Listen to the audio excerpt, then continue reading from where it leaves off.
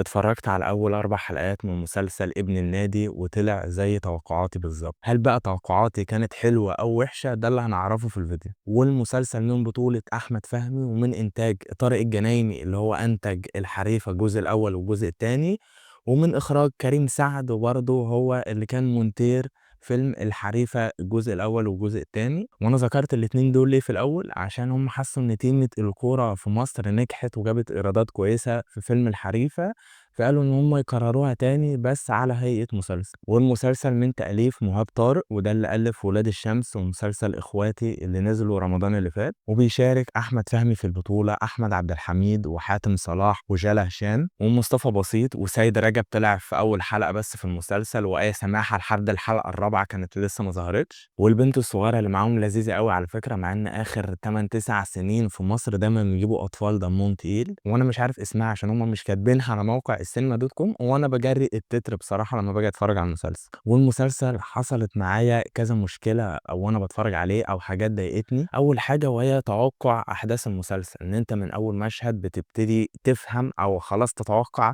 كل احداث المسلسل اللي جاي دلوقتي، ان هو شاب طايش معرفش اي حاجه عن النادي بتاع ابوه، فجاه ابوه بيموت بسببه، وهو بيبقى المسؤول ان هو يلحق النادي او ان هو يدير النادي من بعد ما هو ما كانش يعرف اي حاجه. ودي بالمناسبه نفس القصه بتاعت فيلم المطاريد اللي كان بطوله احمد حاتم، وبالمناسبه الفيلم ما كانش حلو قوي او ان كان الفيلم ضعيف. والفرق ما بين فيلم المطاريد ومسلسل ابن النادي ان فيلم المطاريد بطوله احمد حاتم ان هو كانت مشكلته ان هو يروح النادي اللي سابوه لابوه يحاول يكون 11 لاعب يعمل فريق. اما بقى المسلسل بتاع ابن النادي هو بيدير كل حاجه، يعني كانك ده هتجيبه كانه مدير فني وده رئيس نادي او ان هو اداري، وفي نفس الوقت برضه بتعيش المشاكل ان هم بيحاولوا يمضوا لعيبه. انا بالنسبه لي لو كانت القصه طلعت بره زون تكرار قصه فيلم المطاريد دي شويه، كنت احس ان في اختلاف شويه، او ان انا داخل مش متوقع ايه اللي هيحصل. تاني مشكله او تاني حاجه استغربتها في المسلسل ده هو السن بتاع احمد فهمي،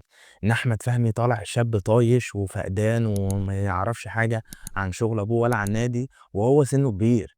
يعني انا اول مره هشوف شاب طايش رينج سنه مثلا 40 45 سنه او في بدايه الاربعينات. لاحمد فهمي في المسلسل دقنه بيضاء، انا يعني دقني فيها شعر ابيض، بس انا كنت حاسس ان المسلسل ده كان عايز احمد فهمي مثلا من 10 سنين، ايام الحرب العالميه الثالثه، او فيلم كلب بلدي مثلا، ان هو في الفئه العمريه بتاعته في الوقت ده كان انا بالنسبه لي كان هيأدي المسلسل ده احسن بكتير. يعني انا كنت شايف ان قصه الشاب الطايش دي كانت لايقه مثلا مع احمد حاتم في فيلم المطاريد عن احمد فهمي شويه، وبيترتب على حته السن دي الكيمياء ما بينه وما بين احمد عبد الحميد. هو على فكره عامل الدور حلو ودمه خفيف، بس انا حاسس ان هما الاتنين يطلعوا صحاب او يطلعوا ان هما نفس السن دي كنت حاسسها غريبه شويه او مش بالعها. يعني لو احمد عبد الحميد كان طالع شغال عنده بيهزقه بنفس الستايل اللي هو في المسلسل ده، كنت احس ان هي ماشيه اكتر. يعني انا كنت حاسس ان احمد فهمي نجح مع حد نفس سنه زي محمد عبد الرحمن توته او اكرم حسني. الاتنين دول كانت الكيمياء ما بينهم وما بين احمد فهمي حلوه،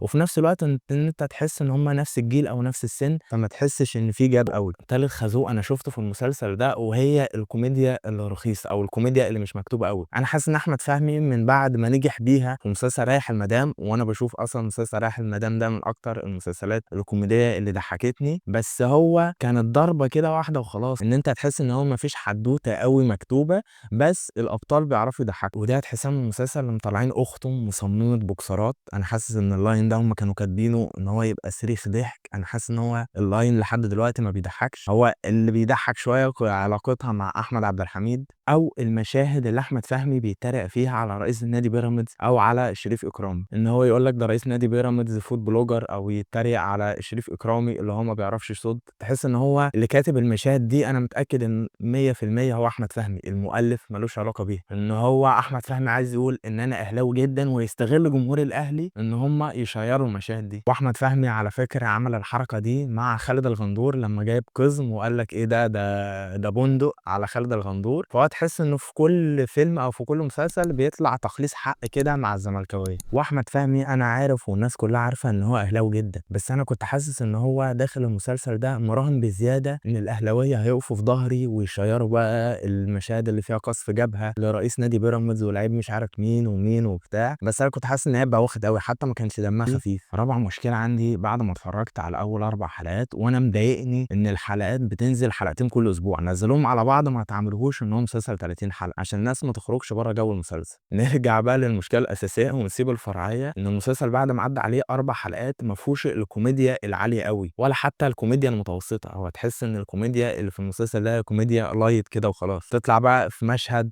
بتاع احمد عبد الحميد، تطلع من حاتم صلاح، احمد فهمي هو اقل واحد بيقول افيهات او بتطلع منه كوميديا في المسلسل. وزائد كمان ان في مواضيع حصل فيها مط زياده، وانت اصلا عندك المسلسل 10 حلقات، فانت من اول حلقه المفروض تكون عرفت الناس كلها قصه المسلسل والابطال كلهم من الحلقه التانية، هم خلاص لازم يدخلوا في الاجواء. لكن انت من بعد 4 حلقات برضو تحس ان نفس المشكله على فكره دي حصلت في مسلسل النص في رمضان اللي فات. وانا شايف ان هم لو ما كانوش قادرين يكتبوا مواقف كوميديه في المسلسل كانوا حطوا مشاكل الدوري المصري.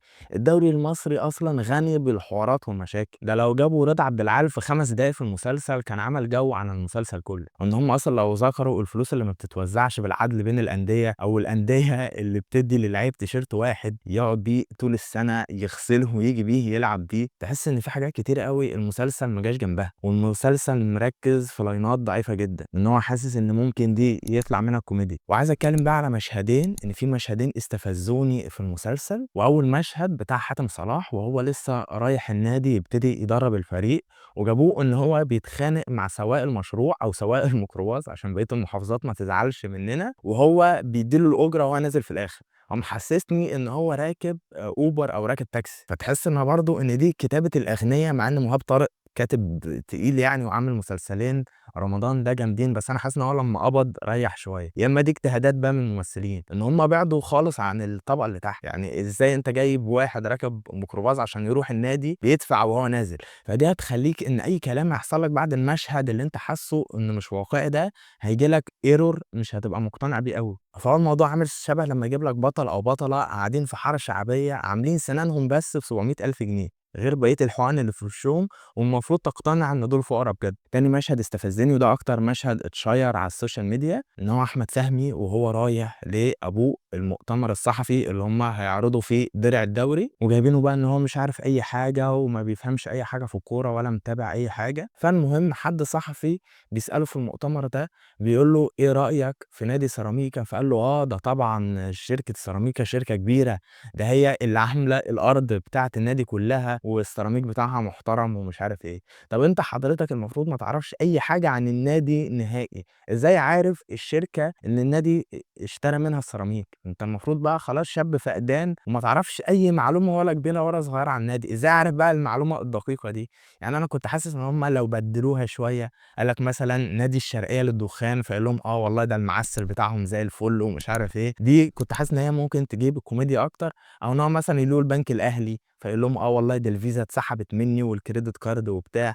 كنت حاسس ان هي اي حركه غير نادي سيراميكا دي كانت بالنسبه لي هتبقى بتضحك اكتر. ان هو باختصار يجيب له اي نادي او المشهد يتحط ان هو ما يطلعوش متناقض، ان انت جبته ما يعرفش اي حاجه عن النادي بتاعه ولا اصلا يعرف شكل الدوري ده عامل ازاي، وبعدها في نفس الدقيقه جابوا ان هو عارف ايه الشركه اللي جت شطبت النادي او ايه الشركه اللي جايه اشتغلت في النادي. زائد كمان ان كان في مشهد في النص كده ان جايبين ابراهيم فايق شغال في النايت كلاب اللي هو قاعد سهران فيه، ايه الكباريه او ايه الديسكو اللي هيشغل ابراهيم فايق؟ فهو تحس ان المسلسل فيه حاجات كتيره قوي عبثيه، وهو الحل الوحيد ان انت تكون بتعشق او ان انت حبيت المسلسل ده قوي ان انت اصلا تكون بتحب احمد فهمي او بتحب او بيك فان لاحمد فهمي. غير كده هتحس ان المسلسل اصلا مش كوميدي قوي، زائد ان هو ما استغلش الفرصه بتاعته صح. وانا على فكره بحب احمد فهمي جدا، واول ما انفصل عن الثلاثي كنت بحب الاعمال بتاعته عن اعمال شيكو وهشام ماجد مع بعض، بس انا ابتديت ان هو زي ما بقول لكم ابتديت احس ان هو بيسترخص شويه في الكوميديا. وانا عن نفسي هكمل المسلسل بصراحه، نفسي ال6 حلقات المتبقيين يبقى فيهم جرعه كوميديا كويسه، او زي ما بقول لكم ان يا عم ما تجيبش كوميديا، اتكلم عن حوارات الدوري المصري هتضحك حتى لو انت مش راميها على اساس ان هي كوميديه، ان هو اصلا الدوري المصري بتاعنا لوحده عبثي وكان ممكن يطلع منه أو يطلع من المسلسل ده حاجات كتير أوي لو هم اتكلموا عليه، إن هو المسلسل ده كان هيبقى فيه حرية شوية في الكلام عن فيلم الحريفة، إن هو كان بيتكلم عن دورة في المدرسة وخلاص. وأنا باشوف اللي شايل المسلسل ده هو الأداءات الفردية بتاعة أحمد عبد الحميد وحاتم صلاح، إن هو مش مكتوبة لهم حاجة قوية أوي، إن حاتم صلاح عاملين له كاركتر، إن هو الكاركتر نفسه مكتوب،